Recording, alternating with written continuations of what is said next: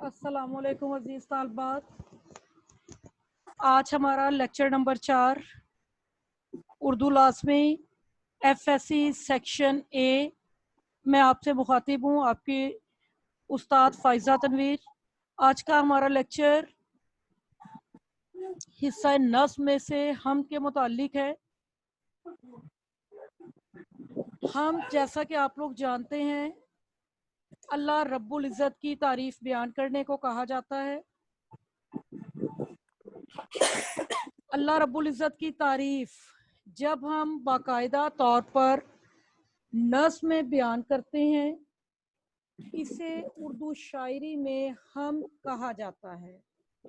یہ ہم جو اس وقت ہم جسے پڑھنے لگے ہیں مولانا ظفر علی خان کی لکھی ہوئی حمد ہے۔ پہلا شعر آپ اپنی سکرین پہ اس وقت دیکھ رہے ہیں، آپ کے سامنے سکرین شیئر کی ہوئی ہے میں نے۔ پہلا شعر: پہنچتا ہے ہر ایک میں کش کے آگے، دور جام اس کا کسی کو تشنہ لب رکھتا نہیں ہے لطف عام اس کا۔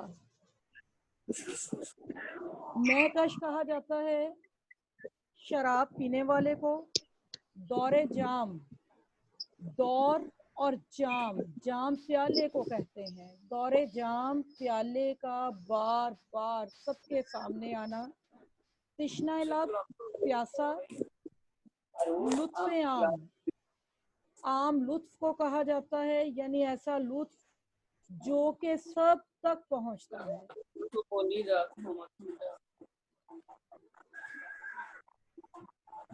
طالبات، یہ کس کا سپیکر آن ہے؟ اسے آف کر دیجئے۔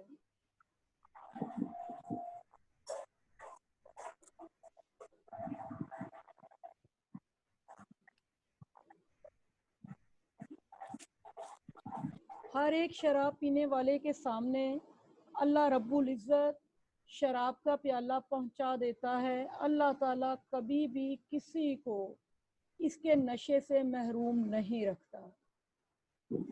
اللہ رب العزت ہر پیاسے کی خواہش کو پورا کرتا ہے، یعنی اللہ ہر ایک کی حاجت کو پورا کرتا ہے، اور اللہ رب العزت کی رحمت سے کوئی بھی محروم نہیں رہتا۔ مولانا ظفر علی خان نے اس شعر میں اللہ تعالیٰ کی عنایات کا، اللہ تعالیٰ کی رحمتوں کا ذکر کیا ہے۔ شاعر کہتے ہیں کہ اس دنیا میں ہم جو انسان ہیں ہر لمحہ گناہ کرتے ہیں، برے کاموں میں اپنے آپ کو ڈبوئے رکھتے ہیں، لیکن اللہ رب العزت کبھی بھی اپنی نعمتوں کو ہم سے دور نہیں کرتا، بلکہ اللہ تعالیٰ کی نعمتیں تمام انسانوں کو برابر پہنچتی ہیں، اور اللہ تعالیٰ کبھی بھی کسی کا کھانا پینا یا کسی بھی قسم کی نعمت جو ہے اسے نہیں روکتا، بلکہ یہ نعمتیں تمام افراد تک پہنچاتا چلا جاتا ہے۔ مولانا ظفر علی خان اس شعر میں اللہ رب العزت کی بڑائی بیان کر رہے ہیں۔ ایک اور شعر میں اسی کیفیت کو بیان کیا گیا ہے: اثر تیری عطاؤں پر نہیں پڑتا خطاؤں کا، جسے پیدا کیا اس کو دیا ہے آب و نا تو نے۔ وہی خیال جو اس میں ہم نے بیان کیا کہ ہم جتنی مرضی خطائیں کرتے چلے جائیں، لیکن اللہ رب العزت پہ ہماری خطاؤں کا، اس کی رحمتوں پہ اثر نہیں ہوتا، بلکہ اس کی رحمتیں ہم پہ ویسی ہی آتی چلی جاتی ہیں، اس کا لطف و کرم آتا چلا جاتا ہے، حتیٰ کہ انسان اس کی رحمتوں سے کبھی بھی محروم نہیں ہوتا۔ اس کا رزق انسانوں تک پہنچتا ہے، ضروریات انسانوں کی پوری ہوتی ہیں، کوئی بھی کسر اللہ تعالیٰ انسان کی خواہشات کی نہیں چھوڑتا، اور تمام انسان اس سے فیض یاب ہوتے چلے جاتے ہیں۔ اب جی آپ شعر نمبر 2 کی طرف آئیے گا۔ گواہی دے رہی ہے اس کی یکتائی پہ ذات اس کی، دوئی کے نقش سب جھوٹے، ہے سچا ایک نام اس کا۔ اس کی یکتائی یعنی وحدت پہ اسی کی ذات گواہی دے رہی ہے، دوئی کے نقش سب جھوٹے ہیں، اور سچا صرف اور صرف اسی کا نام ہے۔ اے اللہ شاید اس شعر میں بیان کرتے ہیں کہ اے اللہ تیرے اکیلے ہونے پر تیری ذات خود گواہی دے رہی ہے اور دوئی کے سارے نقش چھوٹے ہیں. جو بھی یہ دعویٰ کرے گا کہ میں نعوذ باللہ استغفار اللہ رب العزت کا شریک ہوں، وہ سب کے سب جھوٹے ہیں.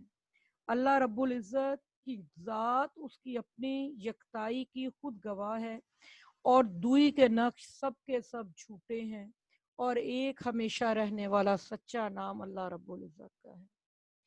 قرآن پاک کو دیکھ لیجئے آپ، جا بجا ہمیں اس بات کا اشارہ ملتا ہے کہ اللہ تعالیٰ وحدہ لا شریک ہے، اس کی ذات مبارکہ ایک ہے، اس کی ذات مبارکہ میں کوئی ثانی نہیں ہے. اللہ تعالیٰ نے سورہ اخلاص میں خود واضح طور پہ یہ بات فرما دی کہ میں واحد ہوں، میں ایک ہوں، میرا مقابلہ کرنے والا اور کوئی نہیں ہے. اللہ رب العزت بیان کرتے ہیں آیت الکرسی کی ابتدا میں، کلمہ طیبہ میں، یہ بات واضح طور پہ کہ اللہ ایک ہے، اللہ کا شریک اور کوئی بھی نہیں ہے. اگر ہم دیکھیں اس کائنات کے نظام کو، اس پہ غور کریں تو ہم پہ یہ بات واضح ہو جاتی ہے کہ خدا نہ خواستہ کوئی ایک اور شریک ہوتا تو اس کائنات کا نظام درہم برہم ہو جاتا. اللہ ہی ہے وہ وحدہ لا شریک ہستی جو اس کائنات کو انتہائی بہتر انداز میں چلا رہی ہے. اور جب تک ہم اس بات کی گواہی نہیں دیتے کہ لا الہ الا اللہ محمد الرسول اللہ، کلمہ طیبہ کا اول حصہ، اس بات کا واضح ثبوت ہے کہ جب تک ہم اس بات کی گواہی نہیں دیں گے کہ اللہ تعالیٰ ایک ہے، اس وقت تک یہ ممکن ہی نہیں ہے کہ ہم اس آفاقی مذہب میں داخل ہو سکیں جو کہ ہمارا پیارا مذہب مذہب اسلام ہے. اب جی شعر نمبر 2 پہ آ جائیے گا. ہر ایک ذرہ فضا کا داستاں اس کی سناتا ہے، ہر ایک جھونکا ہوا کا آ کے دیتا ہے پیام اس کا. کائنات کا ہر ذرہ اسی کی داستان سناتا ہے اور ہوا کا ہر جھونکا ہمیں اللہ رب العزت کا پیغام پہنچاتا ہے، اللہ رب العزت کے بارے میں بیان دیتا ہے. شاعر کہتے ہیں کہ اس فضا کا ہر ذرہ اے اللہ تیرے وجود کی گواہی دیتا ہے. اللہ رب العزت کے وجود کی گواہی کائنات کا ایک ایک ذرہ دیتا ہے. میری اس چیز کو اپنے انداز سے بیان کرتے ہیں، دیا دکھائی مجھے تو اسی کا جلوہ میر، پڑی جہاں میں جا کر نظر جہاں میری.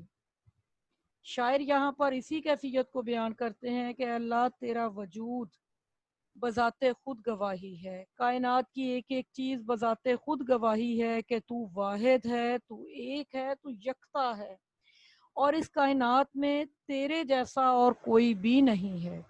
اللہ رب العزت واحد ہے، ایک ہے اور اس کی وحدانیت جو ہے بذات خود اس کی ذات کی گواہی کائنات کی کائنات کے ایک ایک ذرے کے ذریعے سے ہم پہ واضح ہو جاتی ہے. آپ ایک صرف مثال لے لیجئے کہ آپ سانس لیں، سانس لینے کے دوران آپ اندر لے کر گئے ہیں آکسیجن کو، آپ اس آکسیجن کو استعمال کرتے ہیں اپنے جسم میں، اسی سانس کو باہر نکالنے پہ آپ قادر نہیں. یہ اس بات کی گواہی ہے کہ اے انسان تو اتنی کم تر چیز پہ بھی اپنا اختیار نہیں رکھتا تو کائنات کے اتنے بڑے نظام کو چلانے والے کے ساتھ شرک کی طرف کیوں مائل ہوتا ہے. اللہ رب العزت وہ ذات مبارکہ ہے جن کے بارے میں ایک اور جگہ پر بتا دیا گیا، جگ میں آ کر ادھر ادھر دیکھا تو ہی آیا نظر جدھر دیکھا.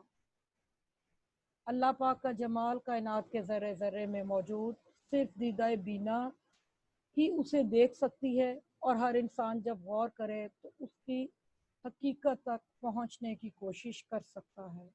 شعر نمبر 4 ہے، سراپا معصیت میں ہوں، سراپا مغفرت وہ ہے، خطا کوشی روش میری، خطا پوشی ہے کام اس کا. معصیت کہتے ہیں گناہ کو. شاعر کہتے ہیں کہ میں سر سے پاؤں تک معصیت یعنی گناہ میں ڈوبا ہوا ہوں، اور میری روش یعنی میری عادت ہر لمحہ خطا کرنے کی ہے۔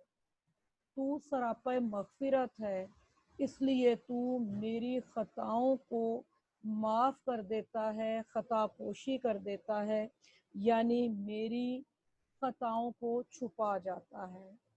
شاعر اس شعر میں اپنا انتہائی عاجز ہونا اور اللہ رب العزت کا انتہائی وسیع و محیط ہونا ہمارے سامنے بیان کرتے ہیں۔ شاعر کہتے ہیں کہ اللہ میں انتہائی ادنا، انتہائی قصوروار ہوں، میری زندگی مکمل طور پہ گناہوں میں ڈوبی ہوئی ہے، میں دن رات گناہوں کی روش کو اپنائے ہوئے ہوں، جبکہ تو ہی ہے جو مجھے بے شمار دیتا ہے، تو ہی ہے جو مجھے اتنا نوازتا ہے کہ میرے جیسا گناہ گار بندہ بھی تیری بڑائی کو بیان کرنے پہ قادر ہو جاتا ہے۔ ایک اور جگہ پر اسی کیفیت کو ایک اور انداز سے بیان کیا گیا ہے: سرد ہو گئے جہنم کے شعلے، گناہ گار جب منفعل ہو گیا۔ جب گناہ گار اپنے رب العزت کے سامنے سر جھکاتا ہے، روتا ہے، تو اللہ تعالیٰ اس کے لیے اپنی رحمتوں کے دروازے کھول دیتا ہے۔ اللہ رب العزت وہ عظیم ہستی ہے جو ہمارے گناہوں کی وجہ سے ہمیں نہیں پکڑتا، بلکہ اپنی رحمت کے ساتھ ہمیں نوازتا چلا جاتا ہے، دیتا چلا جاتا ہے۔ اللہ تعالیٰ وہ عظیم ہستی ہے جو کہ ہمیں بے پناہ عنایت کرتا ہے۔ بقول حسرت افو خطا میں جنگ ہو گئی، میں بھی نہ ہارا وہ بھی نہ ہارے۔ اللہ رب العزت کی عنایت بے پایاں ہے، وہ ہمیں نوازتا ہے، دیتا چلا جاتا ہے، اور یہی اس کی رحمت ہمیں دنیا میں باعزت طریقے سے زندگی گزارنے کے لیے ہمارے لیے یہی رحمت موجود ہے۔ اب جی اس کے ساتھ آپ کل اس نظم کا خلاصہ تیار کریں گے، جبکہ بقیہ اشعار جو ہیں 3 وہ ہم زندگی رہی کل کریں گے، اور اس کے بارے میں مزید بات جو ہوگی وہ مزید جو بھی بات ہے وہ انشاءاللہ کل کی جائے گی۔ آپ اس کو اچھے طریقے سے تیار کریں گے۔